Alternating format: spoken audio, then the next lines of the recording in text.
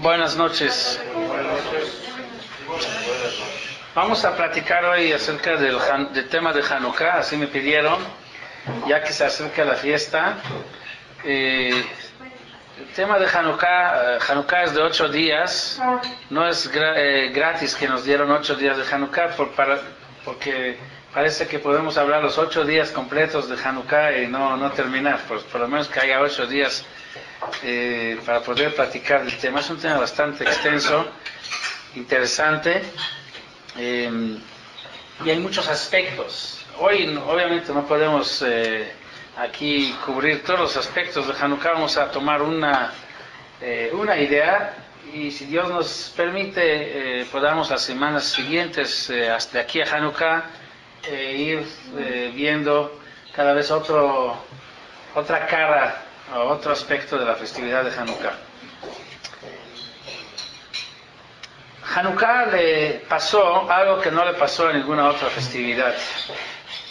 Es cierto que no todo el mundo sabe festejar Rosh Hashanah como debe de ser. Otros no festejan Sukkot como debe de ser, Pesach como debe de ser. Pero ninguna fiesta sucede de que la festejan de la manera opuesta a lo que realmente representa la fiesta. Nadie se le ocurre en Pesach festejarlo de manera que represente esclavitud. O sea, a lo mejor no hacen la libertad como debe de ser, pero nadie se le ocurre hacer lo opuesto.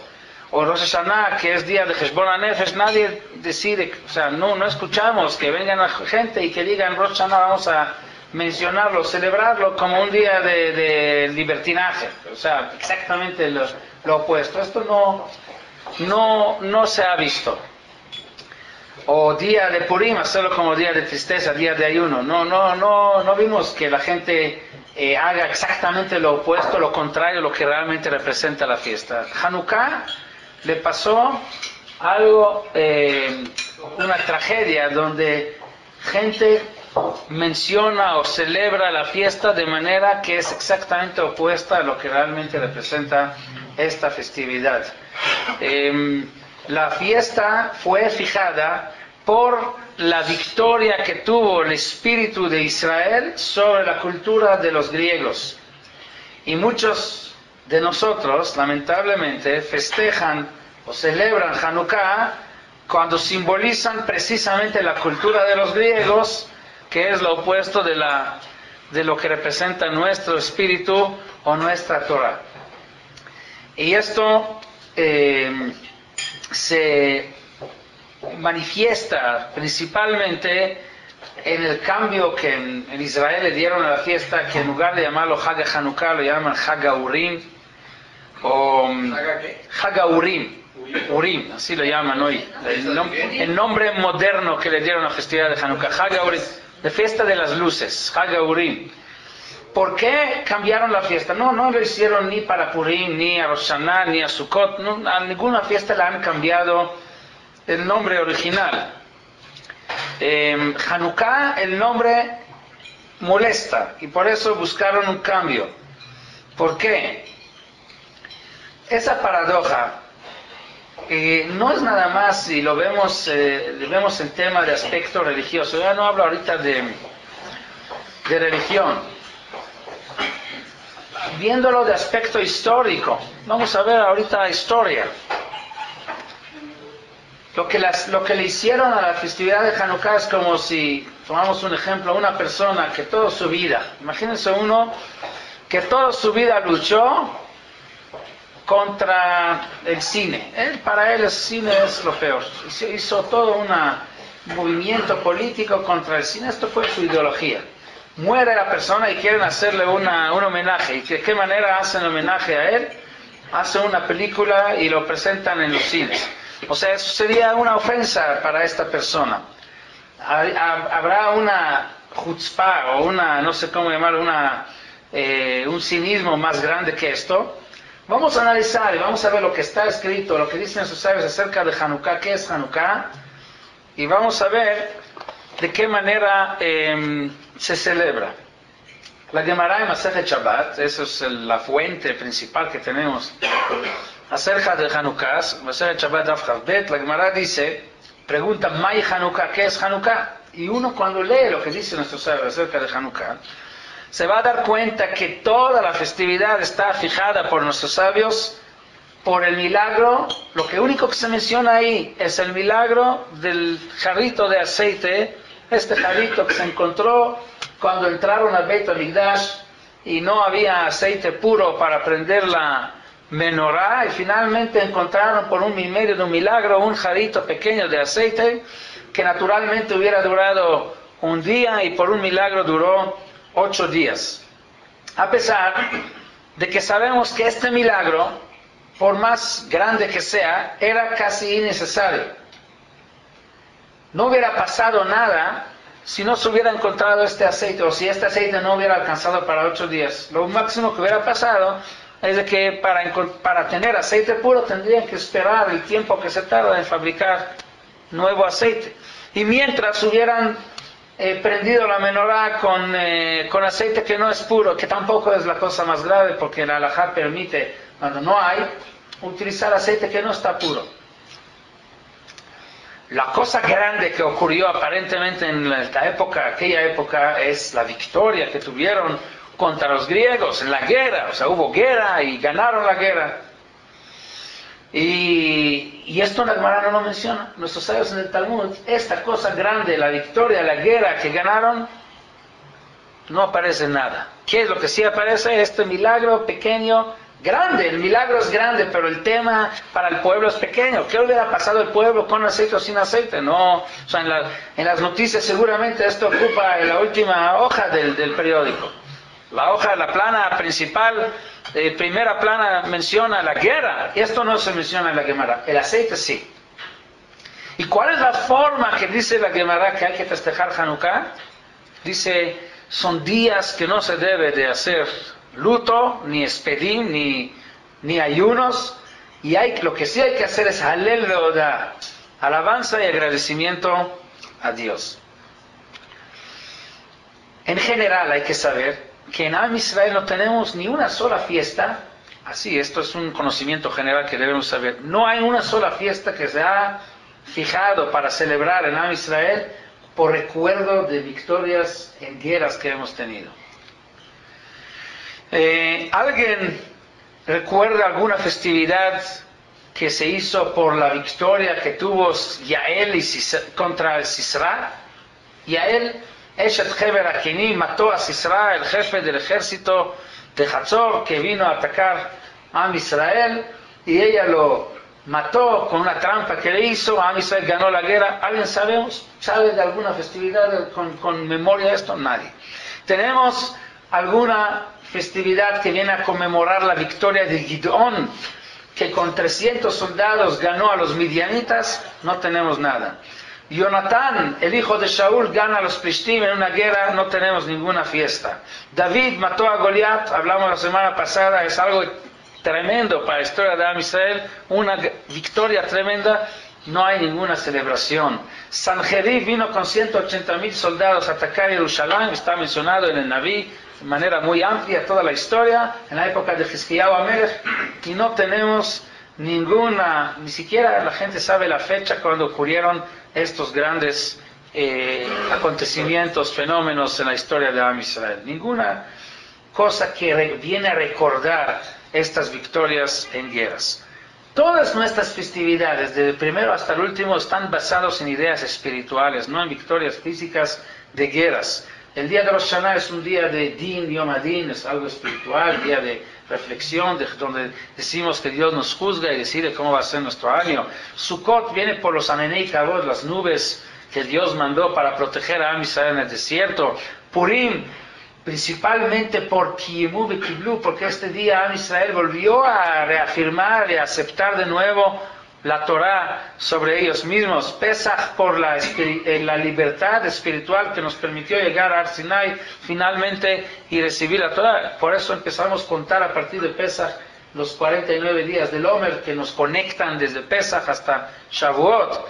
Tisha B'Av por la destrucción del Beit HaMikdash, etcétera, etcétera. El judaísmo no es una filosofía militar de guerras, de pelear.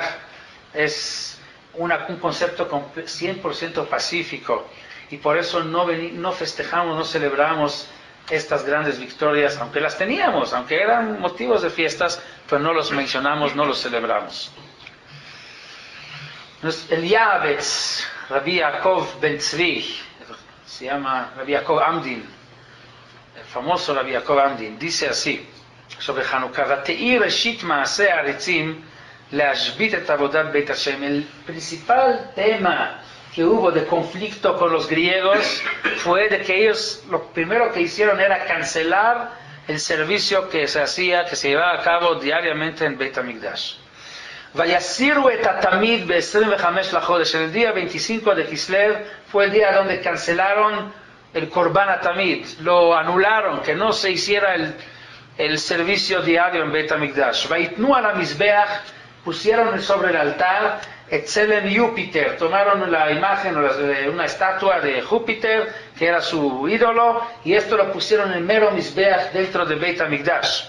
ויחללו היוונים ההוללים את כבוד הבית הגדול והקדוש ויקראו לו בית יופיטר אולימפי.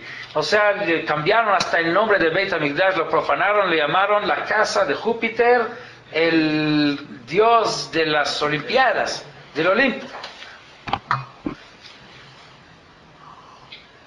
Si uno lee los libros de historia, se va a dar cuenta que por más fuertes, difíciles que fueron los decretos o las persecuciones físicas de los griegos, no empezaron los judíos todavía a rebelar contra ellos, aunque los decretos y las persecuciones fueron muy difíciles. Hasta que no vino una profanación de Beit HaMikdash, los Maccabim o los Hashmonaim no se han levantado contra los romanos, no hacían nada.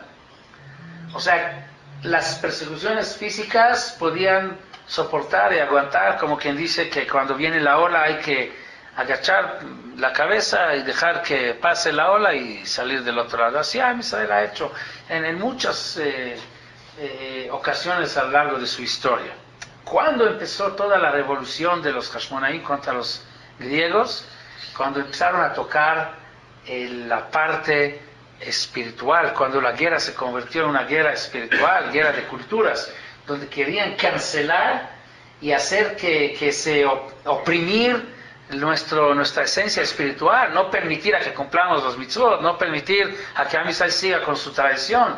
Principalmente decretaron contra Shabbat, contra el Chodesh y contra Brit Milá. Son tres mitzvot básicos que representan toda el calendario judío y toda la tradición y el movimiento del judaísmo. Pero al principio fue ¿siempre fue espiritual o al principio fue física también? Había combinación de las dos. O sea, sí, hasta que no empezó la parte espiritual, los Hashmonaim no reaccionaron. ¿Exterminadores ellos? O sea, no también, o sea, sí, eran las dos cosas. No era como Amán que quería anular, acabar completamente. Para ellos, si Am Israel todos hubiera convertido y aceptado la cultura de ellos, la cultura helénica, nos dejarían vivir. Esto era la filosofía de ellos, de donde ellos conquistaron cualquier país, querían dominar, hacer que domine su cultura, helenizaban a los pueblos. Si Am Israel lo hubiera aceptado, no hubieran hecho nada, pero como no aceptaron, empezaron a molestar físicamente, pero todavía no prohibieron las leyes judías. Una vez que empezaron a prohibir o profanar Beit HaMikdash, vino la reacción de los Hashmonaitas. Ok, ¿de qué manera se festeja Hanukkah? Cantábamos canciones sobre los Maccabim, que vencieron a los Asher Jolelu a Maccabim, cantamos, ¿no? Así, una de las canciones que cantamos. O sea, los Maccabim son los fuertes que lograron vencer a los Yevanim, que son los débiles, o los hicieron débiles. Los Maccabim, hacemos hasta Maccabiadas, que es una mini olimpiada para elevar el nombre de los Maccabim. En Israel hay una costumbre, en Hanukkah se hace lo que se llama Merotz Lapid. Es una carrera donde se toma una antorcha, la encienden en las tumbas de los macabeos allá en Modi'in, y luego corren con esta antorcha a lo largo de todo, a lo largo y a lo ancho de Israel, y con eso celebran Hanukkah. O sea, es una profanación del recuerdo de los Maccabim. ¿Por qué? Porque todo el propósito de los Yevanim era que precisamente domine esta cultura en Am Israel. ¿Cuál es la idea? O sea, ¿cuál es la palabra Maccabí? Vamos a empezar por ahí. La palabra Maccabí, ¿qué simboliza? ¿Qué significa? Es una abreviatura de 4 palabras. Mi kamoja ba'elim Hashem. O sea, es una bandera, una manifestación de confianza en Hashem, diciendo quién es como Dios. O sea, Dios es el Todopoderoso. Y hoy en día la palabra Maccabí se convirtió como un símbolo de poder del ser humano, de la capacidad que tenemos nosotros de fuerza física. Yehudá Maccabí, ¿fue realmente un hombre fuerte con músculos? No. Si nos fijamos en lo que decimos en la tefilá durante Hanukkah, Hala Nisim ve'ala Niflaot, שעשה השם לאבותינו בימים ההם בזמן הזה, decimos, בימי מתתיהו בן יוחנן כהן גדול חשמונאי ובניו, כשעמדה מלכות יוון הרשעה לעמך ישראל, לשליחם תורתך ולהעבירם מחוקי רצונך.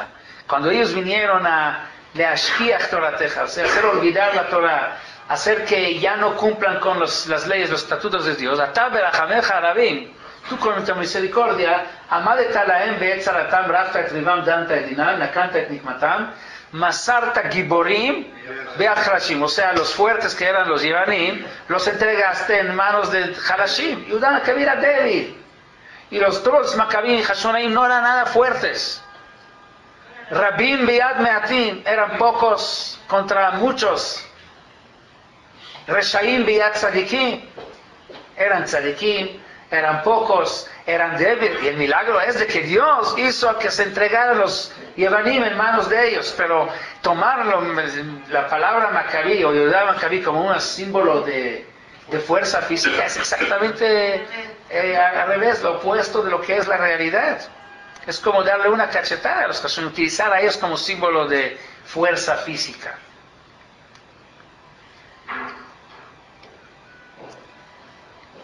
Hay un artículo que salió en Maariv, es un diario en Israel, Maariv, en el año 82.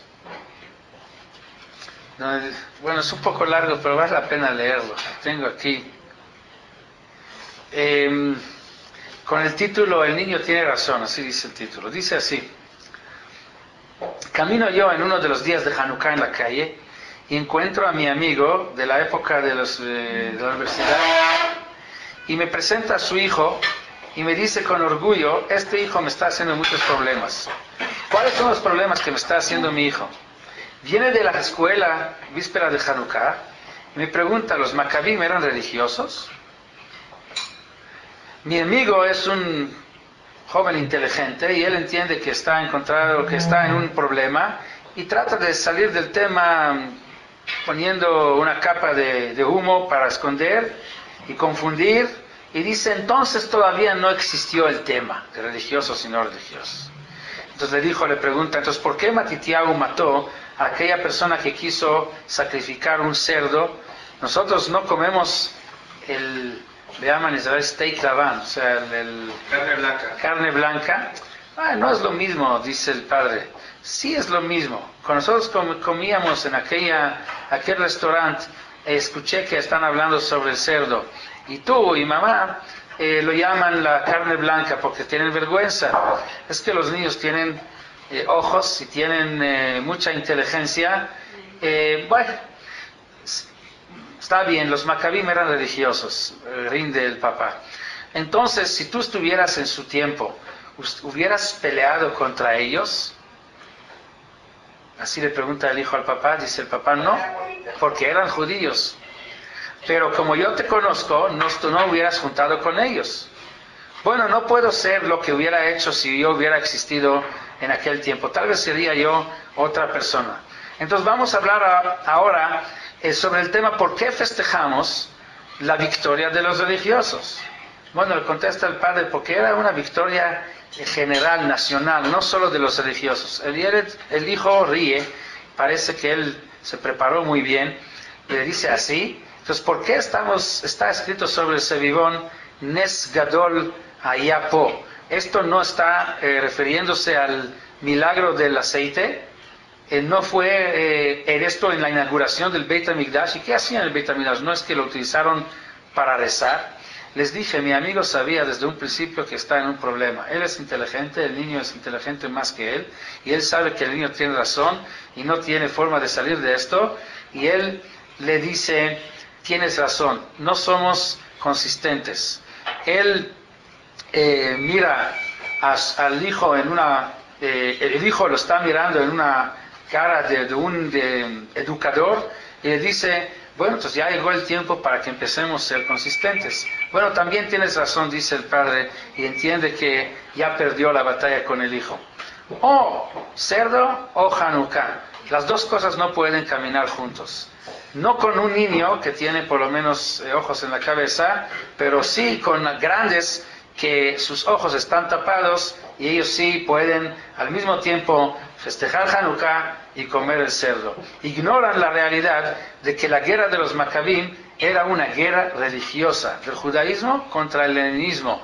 Ignoran el hecho que si ellos estuvieran viviendo en aquella época, estuvieron contra los Maccabim o por lo menos neutrales, pero jamás con ellos. Porque la lucha de los Maccabim religiosos no les hubiera dicho nada. Aquellos que comen el jazir y que están venerando los ídolos falsos de nuestro tiempo son los mitiavnim, son los helenistas de hoy en día. Aquellos helenistas que no entienden lo que sí entendió mi amigo y por eso apuró en rendirse en la discusión que tuvo con su hijo. Él entendió que si él va a votar a favor del jazir, entonces sería anulación completa del significado verdadero de la festividad de Hanukkah. Entonces, si esto hubiera hecho el hijo, inmediatamente le hubiera preguntado, y si Hazir sí, y si como todos los goyim, entonces ¿para qué necesitamos Medina? ¿Para qué necesitamos luchar tanto y sufrir tanto por un estado que no significa para nosotros nada? Así salió ese artículo en Maariv en el año... Está bastante fuerte. Sí. Eso es un periódico religioso. No, pero sí, no es nada religioso, pero no me acuerdo quién lo escribió, si Shalom Rosenfeld, que era el editor o uno de estos, pero el tema no es religioso, el tema es el conflicto y la contradicción de tomar cosas como símbolos que contradicen la conducta diaria de lo que somos. ¿Cuál es la verdadera esencia o el verdadero significado de Hanukkah? La lucha principal entre los Maccabim y los Mitiavnim fue sobre una sola palabra, la palabra no. Hay un pasuk en el Naví que dice, lo kechol hagoyim beit Israel, no como todos los pueblos debe de ser el pueblo de Israel. Y la Mitiavnim son los judíos. Los judíos helenistas que se helenizaron. Esto de hecho fue el problema principal, no tanto los Yevanim como los Mitiavnim. Mientras si Am Israel todo hubiera sido unido contra los Yevanim, no habría problema. Si ellos hubieran visto que el pueblo es fuerte y resiste contra sus intentos de helenizar al pueblo, hubieran dejado. Pero al ver que gran parte del pueblo sí era débil y sí se helenizó, entonces ahí es donde entendieron que la presión de ellos puede dar resultados. La pregunta era, kechol hagoyim beit Israel, no. Am Israel tiene que ser como todos los pueblos. O lo kechol hagoyim beit Israel, no como todos los pueblos debe de ser Am Israel. O sea, ¿cómo leer esta palabra no? Como aquel que dijo en la Seleta Librot, lo tirtzach, lo tignor, no. Robarás, no, codiciarás. O sea, la no lo puso como interrogación. O sea, siempre la pregunta es cómo leemos este no. ¿Ok? No, robarás. La pregunta es si Am Israel es un pueblo como los demás pueblos o es un pueblo distinto, diferente. Vamos a analizar un poquito la historia de Am Israel y a ver cuál es la esencia de nuestro pueblo y quién tiene razón, los Hashmonaim o los Mitiavnim. Hashmonaim son aquellos que dijeron lo kechol hagoyim beit Israel. El pueblo de Israel no es como los demás pueblos Y los Mitiavnim son los que ellos que dijeron, no, que jola goyim, tenemos que ser igual que los demás, no somos nada diferentes. Ok, somos judíos, que el judaísmo consiste en humor judío, hay tal vez un menú especial que tenemos, la comida judía, hay música judía, o sea, cosas culturales, pero hasta ahí llega no más. Pero cualquier pueblo tiene, los franceses tienen su comida, y los chinos la comida china, entonces hay comida judía. El humor, hay humor de cada pueblo con sus chistes, hay chistes judíos, que de hecho oí una buena hoy, que dice así, así es entre paréntesis, que le dice uno a su hijo que se había abandonado el judaísmo, que estaba muy enojado porque había dejado el judaísmo, se había convertido a la otra religión. Entonces dice el hijo al papá, bueno, tú estás enojado porque tienes un hijo que se ha convertido a otra religión. Dios también tiene un hijo que se ha convertido a otra religión, que se ha hecho cristiano también. Entonces, ¿cuál es la diferencia? O sea, Yeshu era también un hijo de Dios, parte del pueblo de Israel.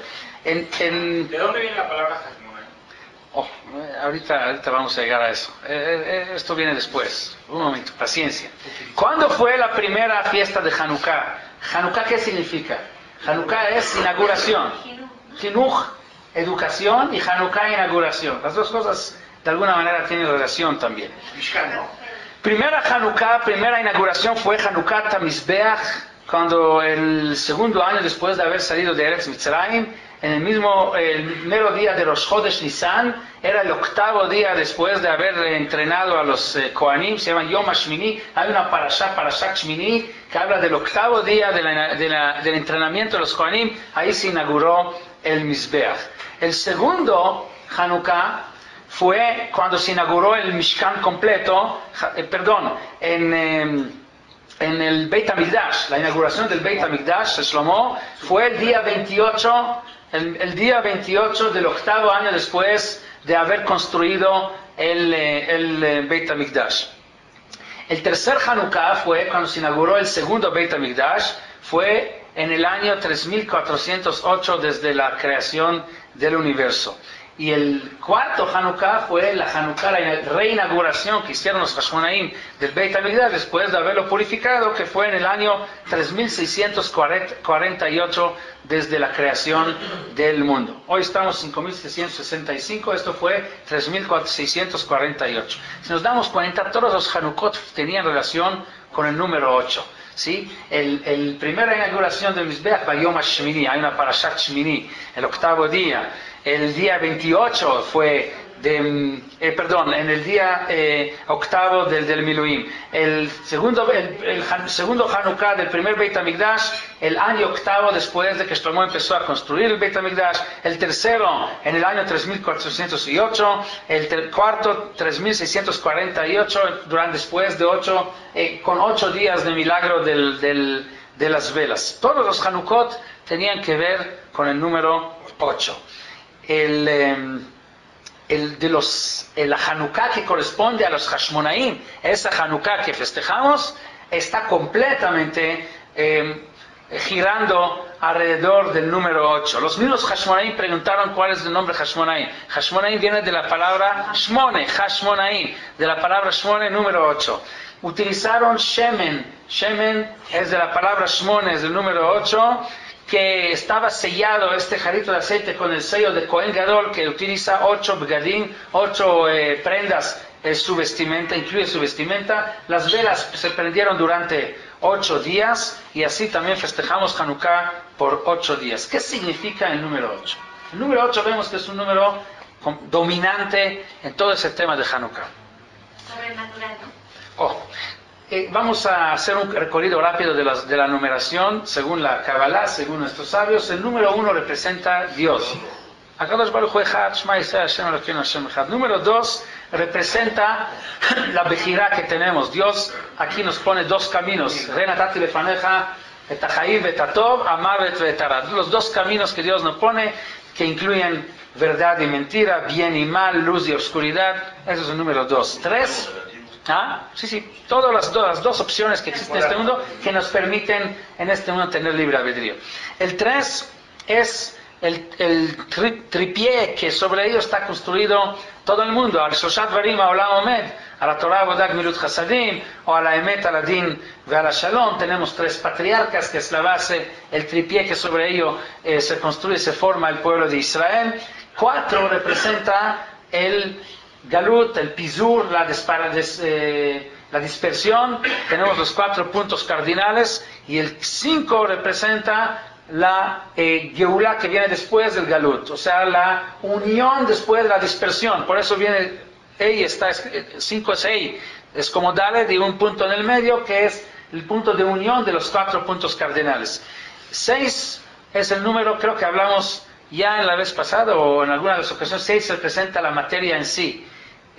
¿No lo mencionamos? 6 lados tiene. Sí, cualquier objeto físico tiene 6 dimensiones. Sí, arriba y abajo, y los 4 puntos cardinales. Por eso el número 6 representa la materia. Y el número 7 representa, en la séptima dimensión, representa el espíritu que está dentro de la materia. Igual como hay cuerpo y alma, esto sí hablamos, creo, la vez pasada, que todo lo que hay en este mundo tiene parte espiritual y parte material. Empezando del mismo ser humano, el animal tiene cuerpo y alma, hasta el vegetal, hasta la piedra tiene también alma. Even mikir tizak, dice el pasuk, hasta la piedra habla. Hay que escuchar, hay que estar en la frecuencia correcta para entender. Todo lo que hay tiene. Y hablamos, la semana pasada creo mencionamos, que cuál es el espíritu de las cosas, la forma. Si hablamos Homer Betsura, la materia es, el número 6 representa la materia, y la forma se manifiesta con el número 7. La forma es el espíritu, el alma de las cosas. El número 8 es el número que representa el espíritu neto. O sea, si 6 es materia neto y 7 es combinación de material y lo material y lo espiritual, 8 ya es el espíritu neto, sin materia. Lo que se llama Me'al HaHomer, por encima de la materia. Esto se representa todo lo sobrenatural. Todo lo que es sobrenatural se manifiesta con el número 8. Es por eso que Am Israel hace Brit Milá en el 8º día, para manifestar o sellarnos, como hacer el símbolo del pueblo de Israel, que es un pueblo que es sobrenatural. Su existencia es sobrenatural. Cuando Abraham vino, Hashem le avisa que va a tener un pueblo que va a salir de él. Le dice, Vayotzeo toa chutza, lo sacó afuera y le dijo que cuente las estrellas. ¿Qué es Ajutza? Dice, ¿sabes? Que lo sacó por encima de las estrellas, arriba, afuera, porque todos los demás pueblos están por debajo de las estrellas, o sea, sujetos a los astros, a la astrología, a la suerte. Am Israel es arriba, por encima de la naturaleza, del dominio de los astros. Tiene un trato diferente. El 8º día hacemos Brit Milá. Am Israel es una creación sobrenatural, y por eso el conteo de Am Israel es con el 8. Dice la Torah en Parashat Vaera el Abraham, el Yitzhak, el Jacob, Ushbekel Shakai, dice Dios, o sea, con el nombre Shin Dalet Yud, Ushmi Hashem lo nodati lahem, pero con el nombre Yud Kei Vav Kei no les he dado a conocer. Pero ahora me voy a dar a conocer con el nombre Yud Kei Vav Kei. Esto se lo dice Hashem a quién? A Moshe. Moshe, ¿qué edad tiene en ese momento? 80 años. Justo 80 años. Que es el nombre con el cual le va a mostrar ahorita todos los milagros de Mitzrayim, milagros sobrenaturales. 80 años y ya le va a mostrar los sobrenaturales. Los milagros sobrenaturales que se va a hacer en Mitzrayim. Las 10 plagas empiezan a partir de los 80 años de Moshe. Antes de eso era Pura. Shin Dalet Yud. Sí, Shin Dalet Yud es el nombre de Hashem que representa la naturaleza. Shin Dalet Yud es Shamar Leolamot Dai.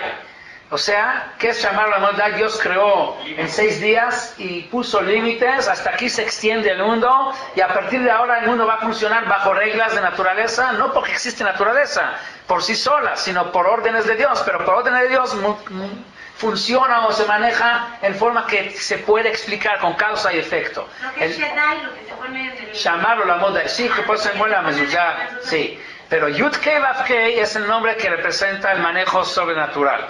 David Amelech, que es toda su vida es una vida de milagros sobrenaturales, era el 8º hijo de Ishai, era el 8º hijo y tenía un quinor, un violín con 8 cuerdas, ¿sí? Así dicen nuestros sabios, la Mratzea Halashminit, sobre la 8ª cuerda de su violín.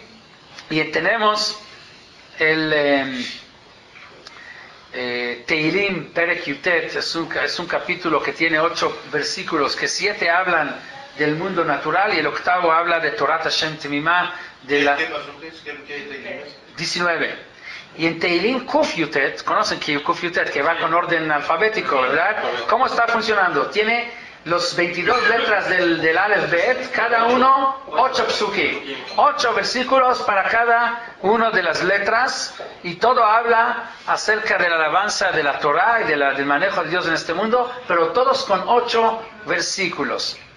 Tenemos el año de Yovel, el año de jubileo, que es el año 50, después de contar 7 veces 7 años, 7 Shmitot. Después de los 7 Shmitot llegamos al 50º, que es el 50º año, que es el año de Yovel. O sea que es el año 8º de la última Shemitah. Es como ya el año que rompe el círculo de la naturaleza y se hace un año sobrenatural. Por eso en ese año todas los kinyanim, todas las adquisiciones materiales se anulan. Si uno tuvo algún terreno o alguna propiedad que había comprado, se lo tiene que devolver a su dueño original. Los esclavos se liberan, etc. El número 8 significa entonces el rompimiento de los límites del mundo de naturaleza. Normalmente la persona quiere romper el límite del 7 del mundo natural y no puede. A la semana llegamos al 7, séptimo día, y al terminar regresamos al principio, de nuevo. No podemos romper, así también con cada Shemitah y Shemitah. Una sola vez podemos romper esta barrera del mundo natural, que cuando llegamos al año de Yovel. Entonces lo contamos como 8º año después de 7 Shemitot, 7 veces 7, llegamos al año de Novel. Como dijimos, se liberan los esclavos, regresan las propiedades a sus dueños originales. ¿Por qué? Porque arriba de la naturaleza se aclara que todo es Dios y todo es espiritual. No hay Jomriyut, no hay material, entonces no hay kinyanim, no hay posesiones. Todo se vuelve a regresar a su estado original. El Rambam dice, ¿por qué Moshe fue enviado para mostrar los milagros de Mitzrayim? Y si es Aral Sfataim, o sea, que él muestre todo, él sea el líder que saque a Israel de Mitzrayim, siendo él un tartamudo que no puede hablar. Imagínense que el presidente de un país sea un tartamudo. Nunca escuchamos que un líder a este nivel puede ser tartamudo. O sea, lo primero que se busca es que sea uno que pueda hablar, un buen orador tiene que ser. ¿Ah? Hablador. ¿Sí? ¿Cómo le llaman? ¿López Hablador? Bueno. Dice Ramban, para mostrar que Am Israel, su manejo es sobrenatural. Normalmente cualquier líder que maneja la política internacional, su primer capacidad, la que debe tener cualidad, es la capacidad de palabra, y Moshe Rabbeinu logró sacar a Am Israel de Mitzrayim, negociar con Paró y entrar a su palacio y platicar y negociar y discutir, siendo él un tartamudo. Sobrenatural. Un poco de historia ahora sobre el número 8. Tengo aquí un poco de datos que no es nada en comparación a todo lo que hay, la realidad, pero un poco de datos. Shem, nosotros somos semitas, descendientes de Shem. Shem nació en el año 1558 de la creación del mundo. 8. Abraham ¿Qué año nació Abraham? 1948 de la creación. ¿Será coincidencia que la creación del Estado de Israel en 1948 de la cronología no israelita? Abraham, la cronología israelita o judía, pero los dos 1948. Sarah nació en 1958. Yo también nací en 1958, pero otra era, otro conteo. Brit Bela Betarim en el año 2018. Está documentado todo, checado. Brit Ben Abetarim, donde Hashem le promete a Abraham vino que va a ser una gran nación, que de él iban a recibir la tierra de Israel. No, esto ya... No, ya lo leímos, no. En Parashat Vayera. En Lech Lecha, perdón, Lech Lecha. Final de Lech Lecha. 2018.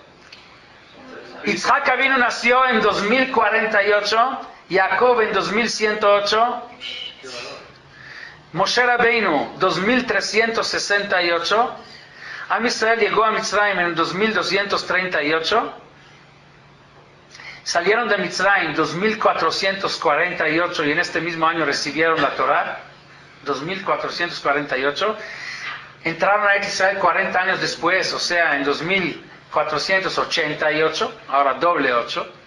Beit HaMikdash Arishon fue construido en 2928, la destrucción del mismo Beit HaMikdash también fue con 3338, el segundo Beit HaMikdash fue construido en 3408, y el año en el cual fue fundado el Estado de Israel es en el año 1948. La guerra de los... el día de Yom Yerushalayim es el día 28 de Iyar. En hebreo. Tafshin Het, también en el 1708 fue la inauguración del Estado, la fundación del Estado de Israel. Tafshin Het. 5708. Sí. Y Yom Yerushalayim festejamos en el día 28 de Iyar.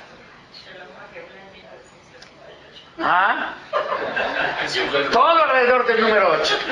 El número 8 representa la existencia sobrenatural de Am Israel. Es el número del milagro. Nació el 18 de marzo de 1968. Ahí está. Puro milagro. Ok.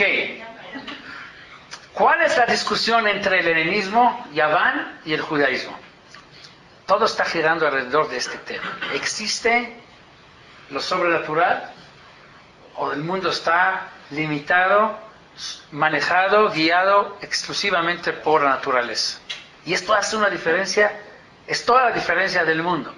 Porque si todo está sujeto a la naturaleza, guiado por la naturaleza, causa y efecto, o sea, que todo se puede prever, todo se puede estudiar, yo puedo estudiar y conocer todas las causas y sus efectos, no hay sorpresas, entonces no tengo por qué temer o rendir cuentas o sentir que hay algo más allá de lo que yo conozco, todo está previsto y yo entonces domino yo todo. El ser humano siente dueño de este mundo cuando conoce todas las causas y efectos.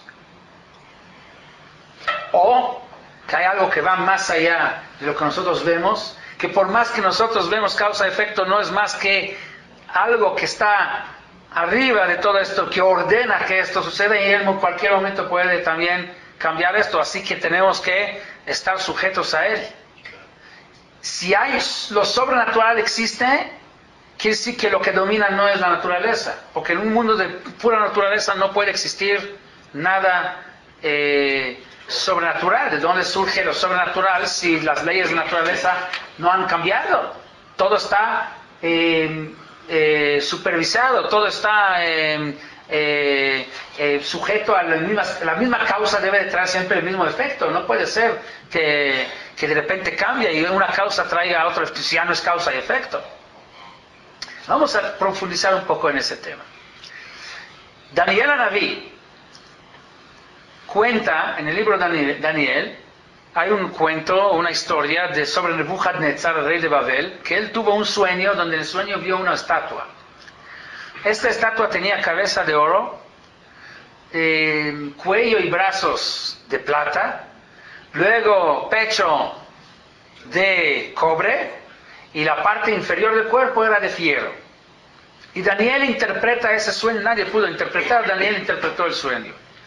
Que estos 4 partes del cuerpo representan los 4 galuyot, 4 exilios, diásporas que Am Israel tuvo. Galut Babel es la cabeza, es la de oro. Galut Madai, que es la que sigue, de Paras Madai, es la parte de plata. Va con el mismo orden. La tercera, que es Galut Yavan, es equivalente a la parte de cobre, Nehoshet. O sea, según esto, Yavan se manifiesta, se representa con la materia que es Nehoshet, cobre. Vamos a recordar esto. Nehoshet hay que entender qué es Nehoshet y por qué representa Yavan. Pero antes de eso, el mismo Daniel describe luego a los 4 galiot con 4 animales, donde Babel es un león, Parás es un dov, ¿cómo se dice dov? Oso. Y Yaván es un namer, ¿cómo se dice namer? Tigre. Ok, entonces Yaván tenemos comparado con Nehoshet, y tenemos con cobre y con tigre. ¿Habrá relación entre tigre y cobre? Vamos a recordar, vamos a ver que sí o no. Pero antes de eso hay otro simbolismo de los 4 galiot. El Midrash dice sobre el pasuk en la Torah: Ve'aretz hayta tohu vavou vechoshech al pnei teho. Tohu ze Babel, vavou ze Madai, Yavan, Parás, vechoshech zu Yavan. O sea que Yavan también está comparado con Choshech, obscuridad. Entonces tenemos 3 cosas que simbolizan Yavan: Choshech, cobre, la oscuridad y el tigre. ¿Qué es Nehoshet? En el Naví encontramos la palabra Metzach Nehusha. Metzach Nehusha significa cuando uno es descarado, o lo que llaman los argentinos cara dura. Normalmente la cara representa lo que uno trae adentro. Cuando uno siente vergüenza, luego se nota en su cara, se pone rojo. Cuando uno está triste, inmediatamente lo podemos notar en su cara. Cuando uno está alegre, se nota con una sonrisa. O sea, la cara es el reflejo de lo que sentimos, es la parte exterior. El espejo del alma. Espejo del alma, representa lo que, por eso se llama panim. Panim y la son pnim. Panim es interior, pnim es interior. La cara debe de representar interior. Entonces, normalmente una persona normal, cuando hace algo malo, ¿sí? Cuando la conciencia lo molesta, también se debe de notar en su cara. Se nota en la cara, no se nota una cara alegre, se nota una cara preocupada o algo se nota en su cara. Pero hay gente que tiene lo que se llama Metzach Nehusha, o sea que son capaces de hacer una maldad sin que dé ningún efecto en su cara. ¿Por qué? Al contrario. O sea, pueden seguir manejando una cara que donde no se... Le llaman play poker en hebreo, o sea, como uno que juega póker, donde no manifiesta en la cara la carta que tiene, ¿no? O sea, sabe esconder lo que tiene, no manifiesta ni alegría ni tristeza para que el otro no... Frío, completamente frío. Eso se llama Metzach Nehusha en el lenguaje del Naví. O sea, una cara que no se mueve, cara dura. Eso le llamamos en hebreo chutzpah, o sea, uno que no... Desvergüenza, no. Ya perdió la vergüenza, o sea, que ya tan bajo llegó que ni siquiera ya siente nada de vergüenza con lo que está haciendo. Chutzpah. Namer, esto es Nehusha, Metzach Nehusha de la palabra Nehoshet, cobre. Nehusha, o sea, una cara que no manifiesta lo que trae adentro. Namer también el tigre es un símbolo de uno que es descarado. Por eso dicen los sabios que uno tiene que ser azkanamer. ¿Qué es azkanamer? O sea, descarado, que cuando él hace los mitzvot, que no le importe lo que le digan los demás, que burlen de él, que le griten, que digan que no hay pena cuando uno hace... ¿Por qué es descarado? Porque el tigre es así, no tiene miedo de nadie, no le importa nada, él está en lo suyo y no le afecta lo que sucede alrededor de él. Así dice en Yeshayahu, en Yeshayahu cuando critica a Am Israel, que ha bajado de nivel mucho, dice Am Israel llegó a un nivel donde ya tiene Metzach Nehusha, o sea, ya no le molesta la conciencia, ya no siente ni vergüenza, sin vergüenza.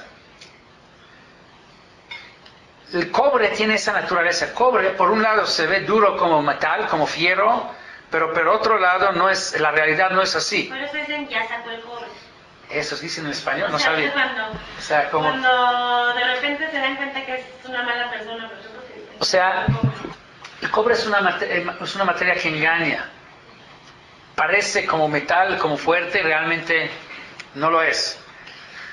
Los Yevanim son como tigre, como el cobre, la cúspide de la sinvergüenza, la chutzpah, el cinismo, el de ser descarados, cara dura, que no tienen ninguna molestia de su conciencia en lo que están haciendo. Vamos a analizar quién fueron los griegos. ¿Y de oscuridad? Vamos a llegar a la oscuridad. Los griegos estaban viviendo en la época, o sea, el imperio griego, en la época donde la idolatría, el paganismo empezó a bajar. Al contrario, ya se empezó a disminuir. Sí, a disminuir. Y ellos desarrollaron mucho lo que es la ciencia, la sabiduría. Los griegos, filósofos griegos, eran lo máximo en conocimiento, en filosofía, en escultura, en sabiduría del mundo. Y ellos crearon una ilusión de que a cualquier lugar donde ellos van a llegar, los van a recibir con brazos abiertos, con amor. ¿Por qué? Porque están trayendo la kidma, la modernización, la sabiduría, el iluminismo al mundo. Así sucedió en muchos lugares, en Macedonia, ¿cómo se dice? Macedonia, en Egipto, en Siria, en todos lados donde ellos llegaron los recibieron con flores, con brazos abiertos, porque ellos trajeron la cosa máxima, la cultura, la ciencia, la civilización al mundo. En todos les sucedió igual, hasta un lugar que llegaron, de repente es diferente. ¿Dónde?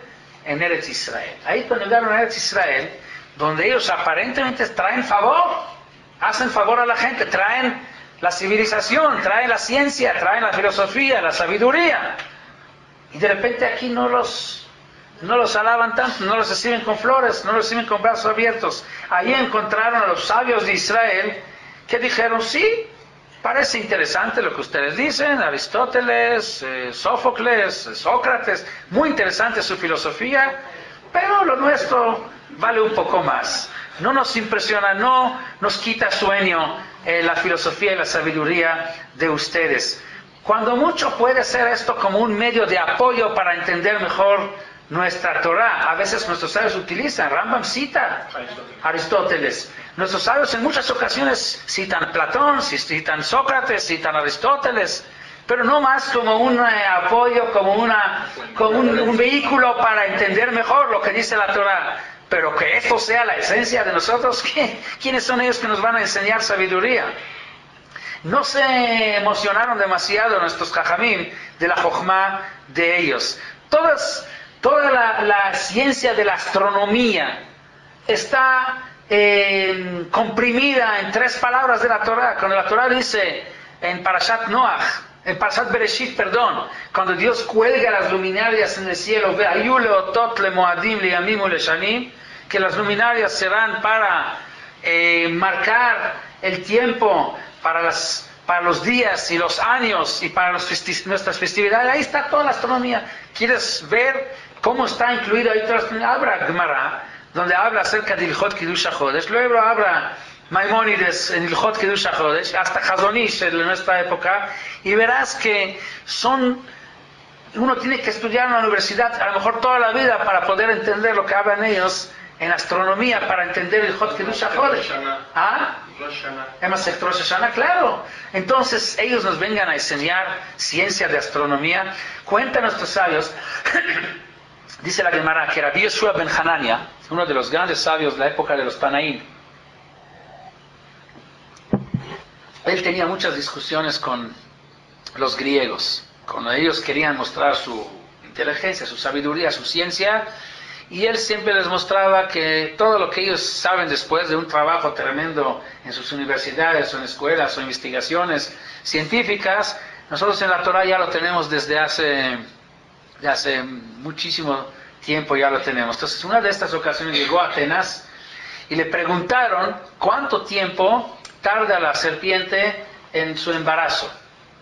¿Cuánto es el embarazo de la serpiente? Y él les contestó al instante, de inmediato, que dura 7 años. Pero él la esperó, la hizo, la guardó, la cuidó. Sí. Cada día, durante 7 años, la estuvo viendo y revisando y revisando. Y cuando llegó con el jajam, le dijo, él dijo, ya son 7 años. Él trabajó tanto para darse cuenta y él ya dice de inmediato, ¿cómo? Entonces no entendió cómo pudo él saber algo que ellos apenas lo descubrieron después de una observación científica. Él contestó, Rabbi Shua ben Hanania, que eso está en un pasuk en la Torah. Cuando Hashem maldice a la serpiente después de haber incitado a Adán y Javá a comer de la fruta, le dice así, Arur ata mikol beima u mikol hayat asadeh. Así le dijo, eres maldecido de todo beima y todo hayat. Ahora dice nuestro sabio, Stam beima, beima con natural dice beima, no dice cuál, se refiere al burro. Y Stam hayat, cuando dice hayat sin decir cuál, se refiere al perro. Al decirle Arur ata mikol beima o mikol hayat asadeh, quiere decir que tu embarazo va a durar más de lo que dura el embarazo del burro, del beima, con la proporción de lo que dura más la beima el burro del perro. Y hacemos la cuenta. Pero su embarazo dura 52 días y el burro 12 meses. Quiere decir que el burro es 7 veces más que el perro. Entonces dice, Arurata mikol beima o mikol hayat asadeh, la misma proporción como el burro, entre el burro y el perro, eso va a ser la proporción entre el burro y tú. Entonces, igual que el burro es 7 veces más que el perro, tú vas a ser 7 veces más que el burro. Y si el burro es 12 meses, entonces lo de la serpiente va a ser 7 años. Y así se lo sacó de un pasuk en la Torah, descubriendo, o sea, dando la información que él tardó años en descubrirlo. Hay una historia de Rabbi Chaim Volozhin, el alumno del Gaón de Vilna. Rabbi Chaim Volozhin es famoso, escribió el libro Nefesh HaChaim, de Kabbalah, era de nivel muy alto. Alumno del Gaón de Vilna, ¿qué más famoso?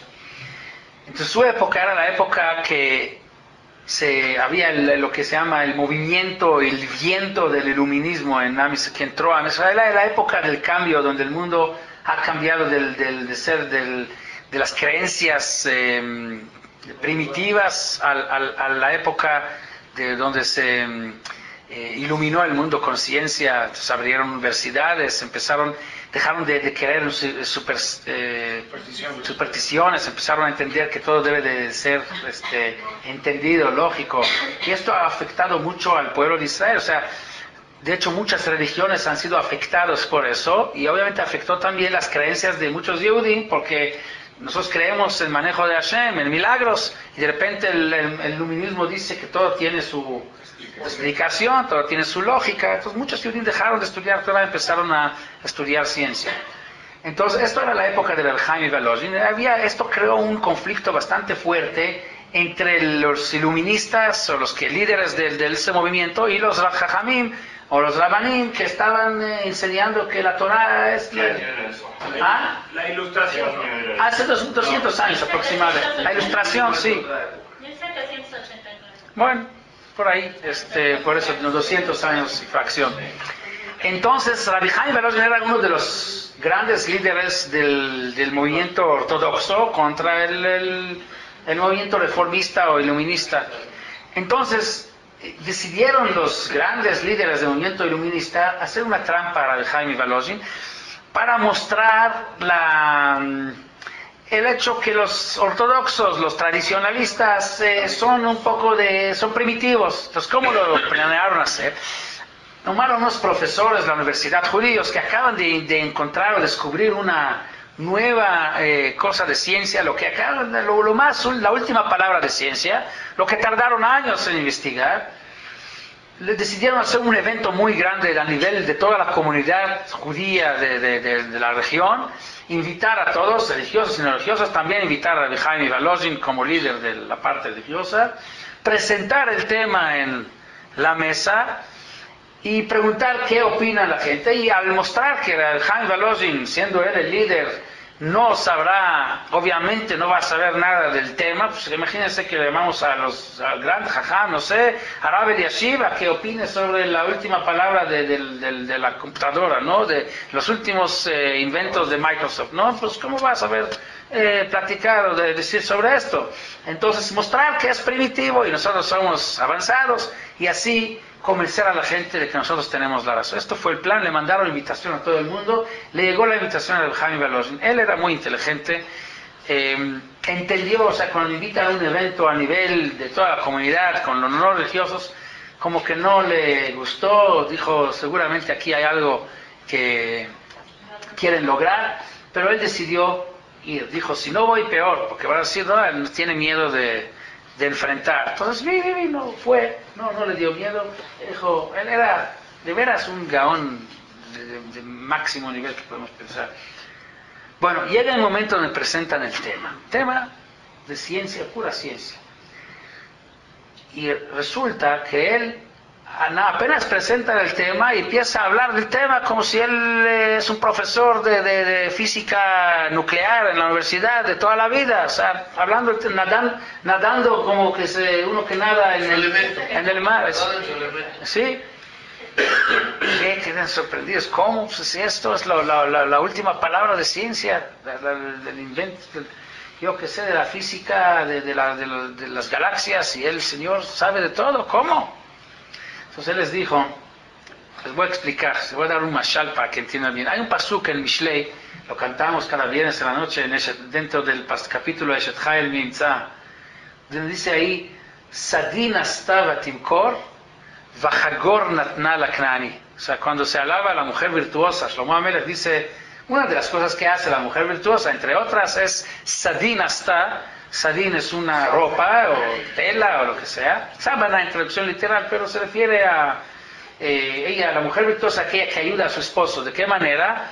Que fabrica ropa y lo vendió. Sadin hasta Batimkor. Hagor, ¿qué es Hagor? Hagor es Hagor es como cinturón, como la cuerda para amarrar el paquete. Natna Laknani, esto se lo regaló al Kenaní, a este goy que lo había vendido la mercancía.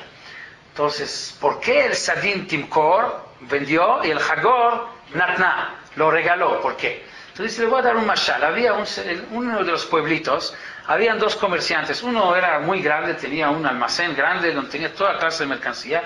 Y había otro judío ahí que tenía una tiendita que no le iba muy bien, no tenía gran cosa para vender. Siempre tenía mucha envidia en el gran comerciante. Entonces un día se encontraron en la estación del tren, cuando el tren vino de la ciudad grande, principal, la capital, y trajo vagones llenas de mercancía para los almacenes del comerciante grande. Y el otro está viendo cómo está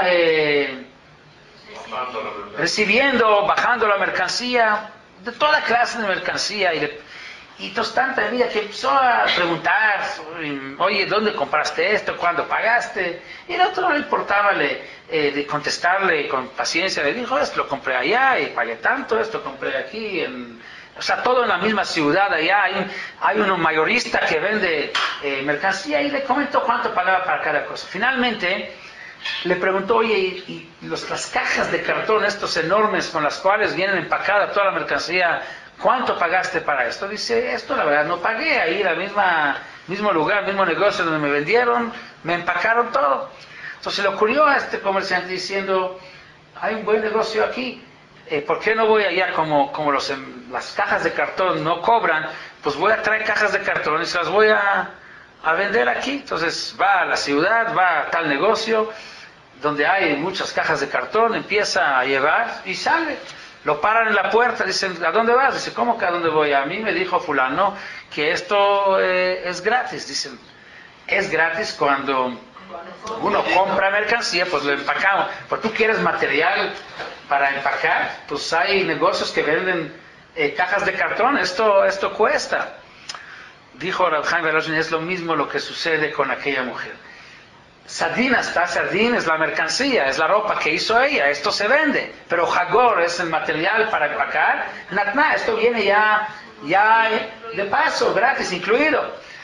Lo mismo dice sucede con ustedes y nosotros. Ustedes, la ciencia, todo el conocimiento de ciencia es el empaque de la Torah, es el medio, ya el valor agregado que tiene la Torah. Nosotros dedicamos a la mercancía, Tová, Torah, Mikol, Schorá, decimos, es la Schorá principal. Ya todo el material de empaque, toda la ciencia, todo lo demás, ya viene incluido, ya viene gratis, es material de... Ustedes se dedican a comercializar material de empacar, o sea, se dedican a la misma ciencia. Claro que tienen que dedicarle años para investigar y descubrir. A Fochba de Kulaba, toda la ciencia realmente está en la Torah. En la misma Torah puedes encontrar todo. Obviamente hay que conocer bien, meterse en la Torah. Pero a través de la Torah puedes encontrar medicina. ¿Cuántas páginas en el Talmud no hablan de medicina? Rambam tiene libros de medicina. ¿De dónde los sacó? No estudió en ninguna universidad, estudió Torah. Astronomía hay en la Torah. Leyes de física. Ustedes saben que encontraron apenas, la NASA encontró cuánto tarda el ciclo lunar. O sea, el ciclo desde que la luna aparece hasta que da toda la vuelta y vuelve a aparecer otra vez. O sea, desaparece y vuelve a aparecer. Descubrieron con observaciones, con telescopios y llegando al espacio, pudieron llegar a la conclusión con exactitud hasta la fracción de segundo. Y esto ya está en la Gemara, está desde miles de años atrás. Nosotros tenemos 29 días, 12 horas, hasta Shak Halakim, tenemos todo hasta el Helek, hasta fracciones de segundo lo tenemos. No segundo, no se divide la hora en 60 minutos, sino en 1080 partes, es una división exacta. O sea... 1080 termina en 8 también. Sí, o sea, pero lo que quiero decir es que todo ese conocimiento que la ciencia descubre con trabajos, en la Torah viene ya incluido, ya viene con material de empaque. El Rambam en su libro Moreh Nevuchim dice que toda la cultura, la sabiduría griega, su origen está en el pueblo de los caldeos, los Kasdim. Y los caldeos la recibieron desde que Am Israel estuvo ahí. Am Israel fue al Galut, allá al lugar de los caldeos, lo absorbieron de Am Israel. Quiere decir que finalmente toda la sabiduría de los griegos se absorbe de la sabiduría. Nosotros somos los responsables, los portadores de la sabiduría al mundo. ¿Qué pasa cuando un hijo descubre a su padre, pero cuando ya es grande? Nosotros crecemos ya conociendo a nuestros padres, o sea, desde la infancia ya sabemos que son... Pero ¿qué tal si uno nunca conoció a su padre y ya cuando es grande de repente descubre que hay un padre que lo trajo al mundo? Entonces la naturaleza, diríamos, es que le aprecie y le agradezca que él es el responsable de su existencia. Pero ¿qué tal si el niño ya es grande, ya había llegado a la posesión, a la idea de que él ya es independiente, que él ya tiene, o sea, ya le dio crédito a sí mismo de todos sus logros, ya llegó no necesita de repente que venga alguien y dice, oh, pero todo lo que tú tienes es gracias a mí. O sea, nosotros acostumbramos a respetar a nuestros padres porque desde infancia hemos sido dependientes de ellos, entonces sentimos que todo lo que tenemos es gracias a ellos. Pero ¿qué tal si hubiéramos hecho todo solos? No hubiéramos tenido, el padre nos hubiera abandonado desde nuestra infancia y de repente después de 40 años, cuando ya logramos hacer un montón de cosas, ya hemos levantado familia, fábrica y gracias a Dios ya estamos bien puestos, y de repente viene uno y dice, sabes, yo soy tu padre, me tienes que respetar, cabé de trabija de timeja, gracias a mí estás aquí, tienes todo lo que tienes. Pues le dice el hijo, tú, el hijo va a querer matar, tú quieres ahora tomar crédito por algo que yo lo trabajé toda mi vida, pues claro que se va a enojar con él. Es lo que pasa con los Yevanim. Los Yevanim, mientras andaban descubriendo la ciencia y sentían muy bien, tomando crédito por la iluminación que trajeron al mundo, la civilización, la cultura, la ciencia, la filosofía, sintieron como los dueños del mundo por el favor que le hicieron al mundo al descubrir y trabajar y traer esta cultura, esta ciencia al mundo. ¿Qué pasa cuando ellos se encuentran con Am Israel? De repente encuentran un pueblo que dice, somos nosotros los padres de toda su ciencia, todo lo que ustedes saben nace y viene de nuestra Torah. Entonces, obviamente esto creó en ellos un coraje, que de repente todo lo que ellos han hecho, que sentían muy orgullosos, presumidos, con mucho crédito por lo que han hecho, viene un pueblo que dice que todo esto se la deben realmente a nosotros, el origen está en nuestra Torah. Obviamente que la reacción fue lo que hizo, obligando a los Yehudim a escribir al Keren Ashor, así esto fue lo que hicieron, obligando a cada Yehudí a escribir sobre el cuerno de su toro, en Lijelek lo que dice, no tengo parte en Dios de Israel y en su Torah. O sea, querían arrancar desde la raíz la Torah, porque al estar la Torah ahí, como que esto le está quitando a ellos el crédito por sus avances y por todo su esfuerzo. Por eso, la lucha entre Yevanim y Israel, los griegos e Israel, era de dónde viene el origen de la sabiduría, la cultura de este mundo, la filosofía. El origen es del mismo ser humano, como decían los griegos, lo que significa que el mundo está limitado con los límites de la naturaleza, de la causa y efecto, el entendimiento del ser humano. El ser humano es dueño del conocimiento y por eso puede hacer lo que quiere, no tiene que rendir cuentas con nadie, no tiene que estar pensando si debo o no debo de hacer, rendir cuentas con quién, conmigo mismo, porque soy yo el dueño de lo que pasa, conozco todo lo que pasa en este mundo. O hay un origen que viene de más allá de lo que conocemos aquí. Hay algo que es sobrenatural, que no todo lo que vemos, no solo lo que vemos es lo que hay algo más allá de lo que vemos. No debemos tomar crédito a nosotros, no debemos ni siquiera de estar seguros que conocemos todo lo que pasa, porque no hay naturaleza. La naturaleza es un medio que Dios utiliza para manejar su mundo, pero el origen de todo viene de algo más allá de lo que nosotros vemos. Y por eso toda nuestra actitud debe de partir de ahí, de que debemos de rendir cuentas con quien hizo todo lo que hay y que nos permitió también conocer parte de su sabiduría. Shemen, aceite, representa sabiduría. Shemen es de Shmone, es milashon shuman, como aceite que flota encima de cualquier otro líquido. Sheva representa soba, ¿sí? Satisfacción. No, es el mundo de aquí, pero Shemen es lo que está arriba, encima, lo que siempre va subiendo. Igual como Hashmonaim, que viene de la palabra 8, ellos son aquellos que trabajaron para descubrir, revelar la sabiduría, que la sabiduría verdadera es aquella sabiduría de la Torah que va más allá de la naturaleza. Y por lo tanto encontraron aceite que duró que se encendió por 8 días en forma sobrenatural, con el sello, era aceite sellado por Cohen Gadol, que su vestimenta es de 8 prendas, porque el 8 representa la fuente de la sabiduría de los griegos, que ellos querían, por coraje que tuvieron cuando descubrieron que no inventaron nada, que realmente el origen está en lo que nosotros presentamos, querían hacer olvidar la Torah, y nosotros luchamos para que se recuerde esta Torah, que es el origen de la sabiduría de los griegos. Eso es la esencia de la lucha entre Maccabí y Tivim. Entonces, venir ahora y decir que Maccabí es un símbolo de fuerza física, que Maccabí es un símbolo de debe ser macabiadas, competencias de deportes, que esto es, o sea, la veneración del cuerpo, eso es leninismo, la veneración del cuerpo y la belleza. ¿Por qué? Porque el cuerpo, la belleza representan lo que es este mundo de naturaleza, y nosotros venimos a decir todo lo contrario. Todo este mundo que vemos precioso, que es para disfrutar, pero no es más como un medio para llegar a servir a Dios, que es el origen de este mundo. En eso consiste la diferencia.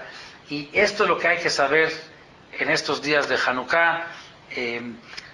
Los Hashmonaim no venían a mostrar fuerza física, sino venían a mostrar que aún los débiles pueden ganar a los fuertes cuando Hashem quiere, que hay un Dios que maneja el mundo, y toda la ciencia puede ser muy buena para entender, ¿sí?, cómo funcionan las cosas, pero nunca entender el porqué de las cosas. El porqué solo lo sabe Hashem. Hashem quiere que sepamos, que seamos científicos, que conozcamos cómo funciona su mundo, pero no para tomar crédito sobre lo que pasa en este mundo, sino solamente para poder entender mejor la grandeza de la creación que hizo Dios, para poder alabar y agradecerle más. Más conocemos las maravillas de este mundo, más debemos de agradecerle a Él. Por eso los días de Hanukkah, los días que descubren la sobrenaturaleza, son días de Halel Veodá, días de alabanza y agradecimiento a Dios. Lo que los griegos querían, al contrario, desconectarse de Dios y dar la alabanza y agradecimiento a ellos.